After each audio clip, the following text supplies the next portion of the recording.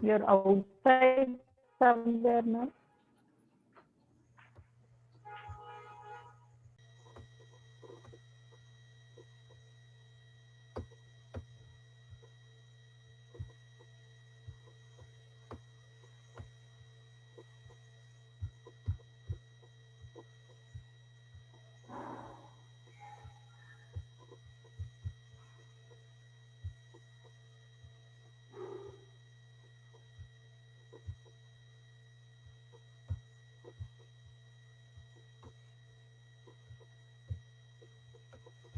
Speak now.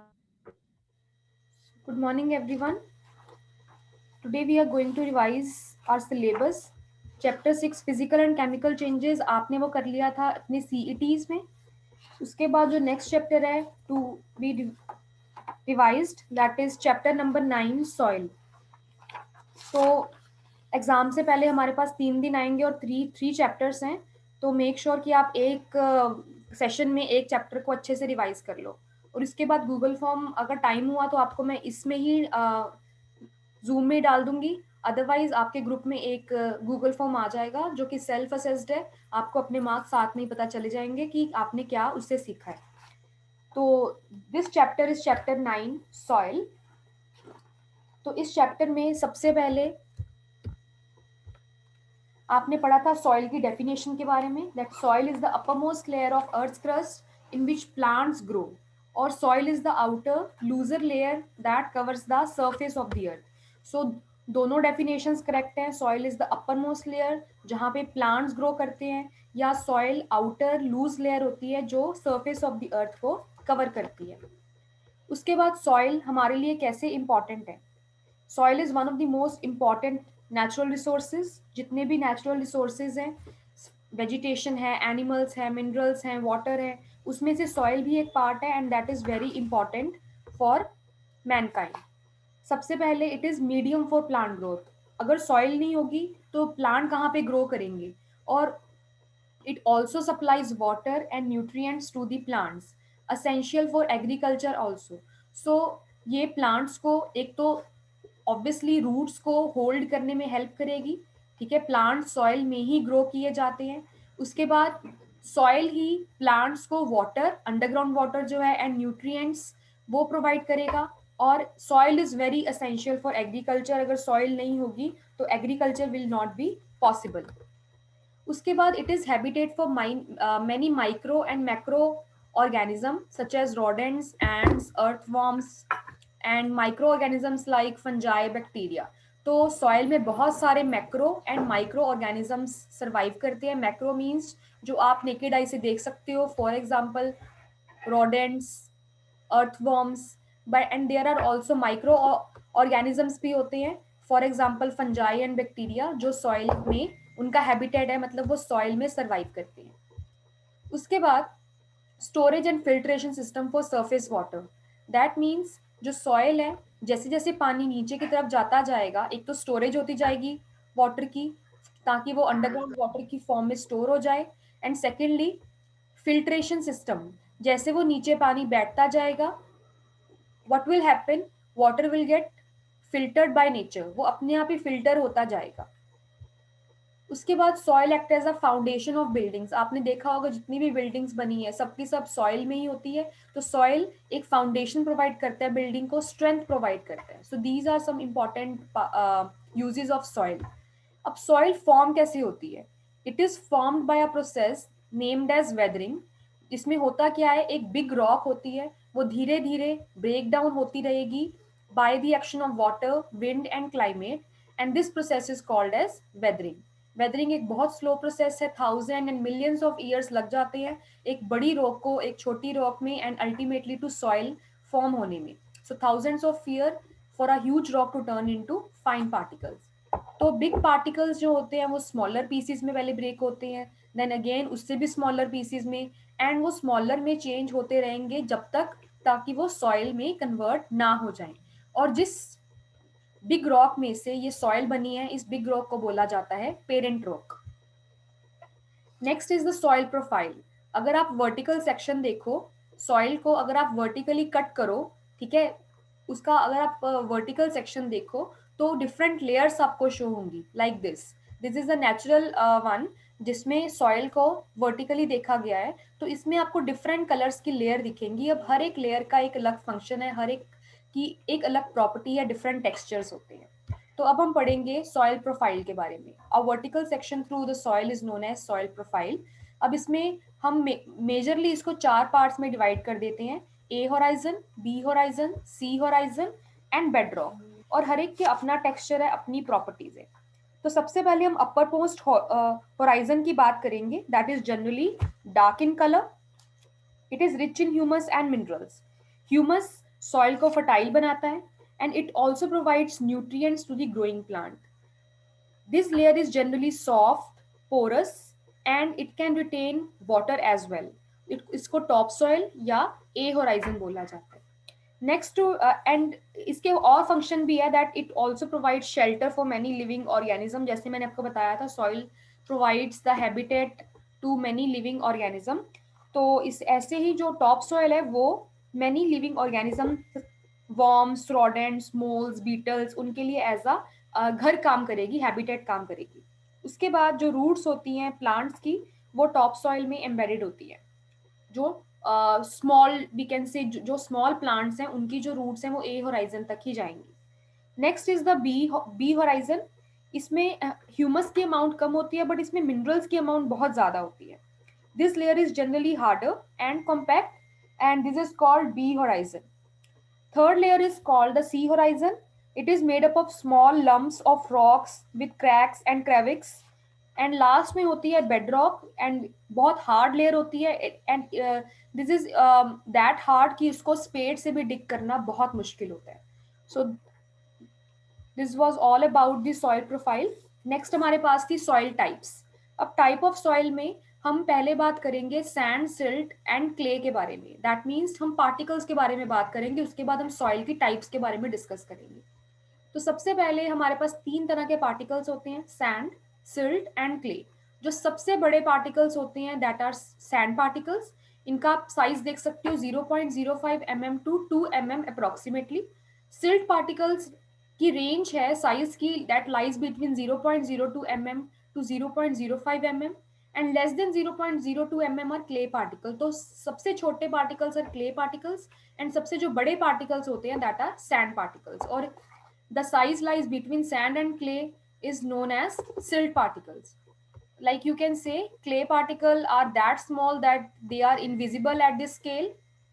Silt आपको एक point दिखेगा, सैंड थोड़े से बड़े एंड सैंड से जो बड़े पार्टिकल्स होंगे मतलब 0.05 mm से जो बड़े पार्टिकल्स होंगे उनको हम ग्रेवल की कैटेगरी में डाल सकते हैं। उसके बाद लाइक यू कैन सी, मैंने जैसे पहले बताया, तो sand, silt and clay particles are there. तो सैंड पार्टिकल्स जो लार्ज पार्टिकल्स होंगे एंड इनमें एयर स्पेसिस बहुत ज़्यादा होती हैं। रीज़न मीन कि ये जो बड़े पार्टिकल्स होते हैं ये ऐसे अरेंज है, ऑब्वियसली इनमें जो वॉइड है, वॉइड मीन्स जो एम्प्टी स्पेसिस है बीच में, वो भी ज़्यादा होगी एज कम्पेयर टू सिल्ट जिसमें थोड़ी सी होती है, एज कम्पेयर टू क्ले के पार्टिकल्स बहुत छोटे हैं एंड सो स्मॉल दैट वो इतने ज़्यादा टाइटली पैक्ड होते हैं कि उनमें बिल्कुल जो स्पेसिस होती है वो बहुत कम होती हैं और इन स्पेसिस को एयर स्पेसिस बोला जाता है। तो सैंड पार्टिकल में सबसे ज़्यादा एयर स्पेस देखने को मिलती है एंड क्ले पार्टिकल में सबसे कम एयर स्पेस देखने को मिलती है। अब जितनी ज़्यादा एयर स्पेस मतलब दिस टाइप ऑफ पार्टिकल से जो सॉइल बनेगी वो बहुत वेल एयरेटेड होगी, मतलब उसमें एयर बहुत अच्छे से आ सकती है। And clay particle is poorly aerated means उसमें एयर बहुत कम और ना के बराबर ही इसमें फिल्ड होती है। अब फॉर एग्जाम्पल इसमें हम वाटर डाल दें, ऊपर से वाटर डाल दें तो यहाँ पे वॉइड स्पेसिस, एयर स्पेसिस बहुत ज़्यादा है तो पानी इजीली परकोलेट होके नीचे चला जाएगा। और क्ले पार्टिकल में बिल्कुल भी स्पेसिस नहीं है, तो अगर हम ऊपर से वाटर को फिल करें देन व्हाट विल हैपन कि वो इतने एयर स्पेसिस बिल्कुल नहीं है, मतलब वाटर परकोलेट करके नीचे जा ही नहीं सकता। मतलब क्ले पार्टिकल जो क्ले पार्टिकल से जो सॉइल बनेगी दैट इज क्ले सॉइल, उसमें क्या होगा, वो पानी को बहुत अच्छे से एब्जॉर्ब कर सकती है, मतलब उनका परकोलेशन रेट बहुत कम होता है। ठीक है, बहुत अच्छे से पानी को एब्जॉर्ब कर सकती है बट एयर को अच्छे से एब्जॉर्ब नहीं कर सकती। इसका exact opposite is sand particle से जो सॉइल बनेगी दैट इज सैंडी सॉइल। तो उसमें जो एयर है वो बहुत अच्छे से स्टोर हो सकती है, बट वाटर इसमें वाटर को होल्ड करने की कैपेसिटी इसमें बिल्कुल नहीं है। बट सिल्ट जो पार्टिकल्स होते हैं, या जिस सॉइल में सिल्ट पार्टिकल ज़्यादा होते हैं, ठीक है, उसमें एरेशन एंड वाटर की holding capacity that is almost equal and appropriate होती है। तो इस टाइप्स पे हम डिवाइड कर सकते हैं टाइप्स ऑफ सॉइल को, that is Sandy soil, clayey soil and loamy soil. आप इसको इस वे में समझ सकते हो। अब तीनों पार्टिकल्स हर सॉइल में मौजूद होंगे। तो सबसे पहले सैंडी सॉइल की बात करें तो सैंडी सॉइल में सबसे ज्यादा सैंड पार्टिकल्स होंगे, clay and silt particles almost equal, very less. जो क्ले सॉइल है उसमें सबसे ज्यादा clayey particles and silt and sand particles कम होते हैं। बट लोमी सॉइल में clay, silt and sand particles they are almost equal in proportion, ठीक है। सिल्ट पार्टिकल्स की प्रोपोर्शन भी होती है, so almost equal. So loamy soil में सैंडी पार्टिकल्स के भी जो अच्छे गुण है वो भी होंगे, और क्लेई पार्टिकल्स के भी जो गुड पॉइंट्स है वो भी होंगे। तो हम सैंडी सॉइल के बारे में डिस्कस कर सकते हैं, because Sandy soil contains the large proportion of sand particles. So Sandy soil has large particles with large spaces or pores, that is air spaces between them. Water drains through sandy soil very quickly. Sandy soils do not hold or retain water very well, so it is not good for growing most plants. So water को holding capacity होनी चाहिए तभी वो plant grow करेगा, but इसमें ये property नहीं है, तो बहुत सारे प्लांट इसमें ग्रो नहीं किए जा सकते। Next is clayey soil. तो क्लेई सॉइल है small particles, small spaces and pores between them, मतलब उसमें एयर स्पेसिस बहुत कम होती है। Clayey soil tends to stick together, they are very tightly packed, और इसमें वाटर एयर स्पेसिस को फिलअप कर सकता है, तो moisture does not drain from this soil well.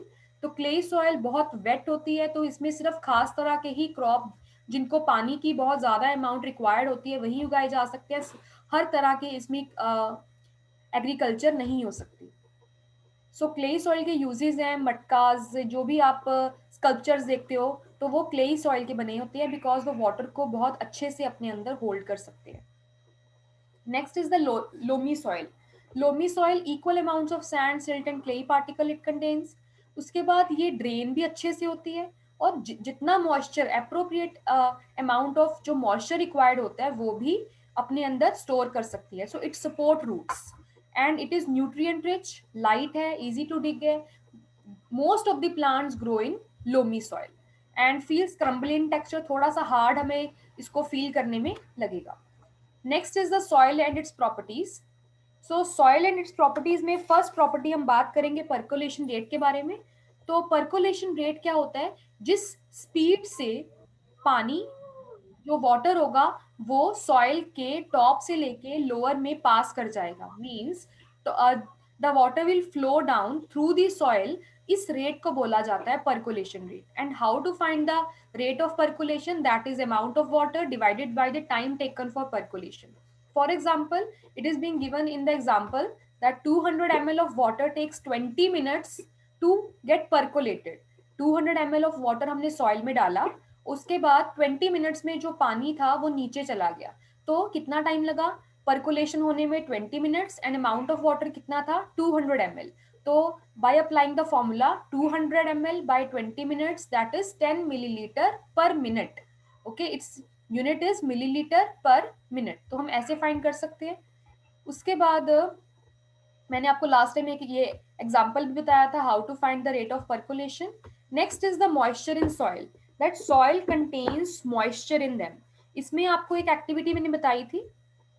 इसमें एक्टिविटी में क्या था कि आप व्हाट विल यू डू कि जब भी आप एक टेस्ट ट्यूब में सॉइल को डालोगे, देन आप उसको हीट करना शुरू कर दोगे। Then after some time you will see जो उसमें से कुछ आपको वाटर वेपर्स निकलते दिखाई देंगे टेस्ट ट्यूब में से, और टेस्ट ट्यूब की अपर एंड पे जहाँ पे टेम्परेचर कम होगा वहाँ पे जो वाटर वेपर्स होंगे वो कंडेंस होके वो ड्रॉपलेट्स की फॉर्म में चेंज हो जाएंगे। तो टेस्ट ट्यूब के माउथ पे आप स्मॉल पार्टिकल्स ऑफ वाटर भी देख सकते हो, ठीक है।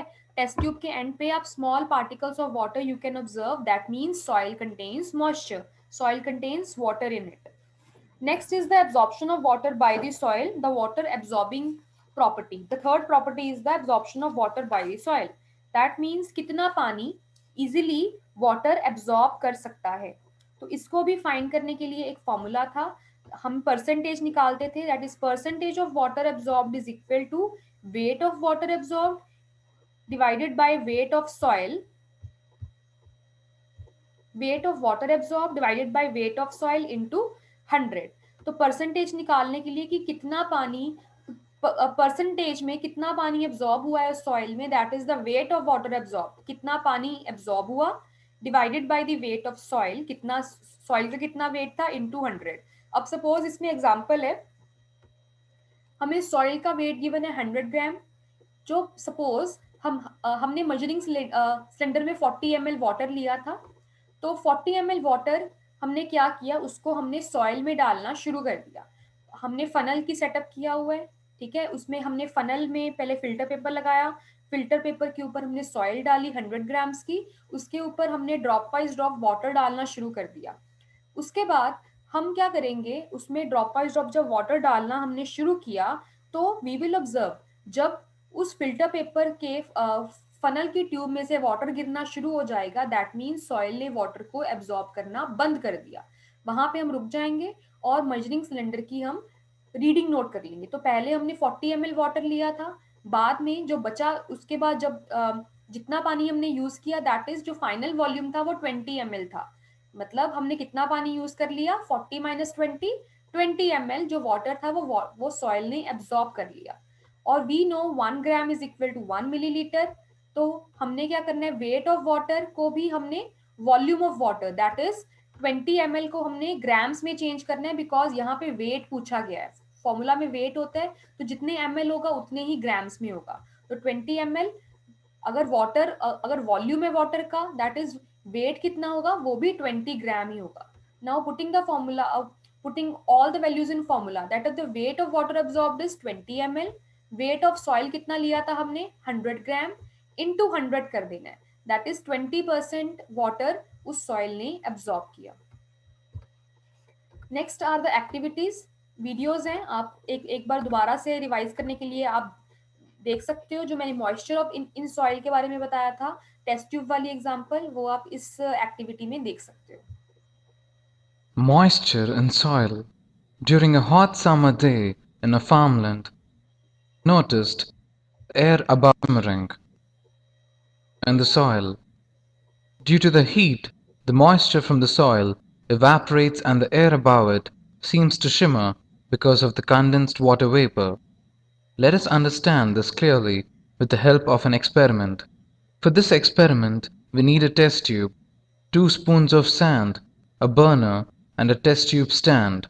Fix the test tube to the test tube stand and place a burner below the test tube. Put 2 spoons of sand in the test tube.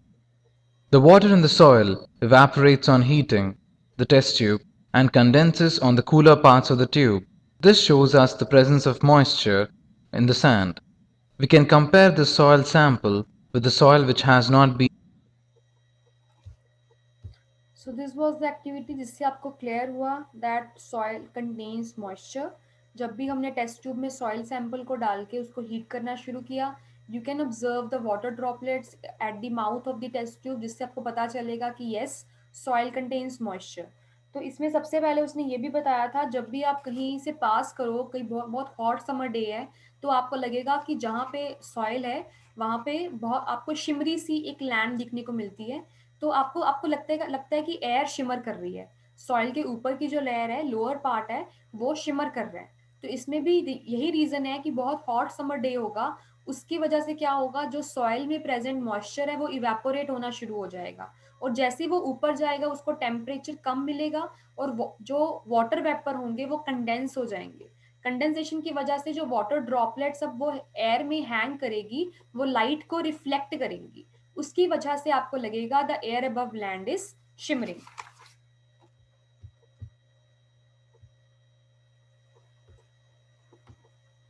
Next activity, that is the absorption of water by the soil. By soil. Soil has the capacity to absorb water, but do all soils have the same capacity to retain water? Let us find out through this small experiment. For this experiment, we need a funnel a beaker, filter paper, soil samples, and a dropper. Take a funnel and place it on a beaker. Fold a filter paper and fill it with 50 grams of soil and place it in the funnel. Measure a certain amount of water using a measuring cylinder. Now pour this water all over the soil using a dropper. Keep pouring till the water begins to drip from the funnel. Subtract the amount of water from the measuring cylinder with the amount you started with. This gives the water retained by the soil. Record the results as follows. Weight of the soil 50 grams. Initial volume of water in the cylinder AML. Final volume of water in the cylinder BML. Volume of water absorbed by the soil A minus BML. Weight of the water absorbed by the soil A minus B grams. Percentage of water absorbed A minus B by 50 into 100. Repeat this experiment with different soil samples and record all the results. We will notice that the water retention capacity of all soils differ from each other. Find out which soil has the maximum water retention capacity and which has the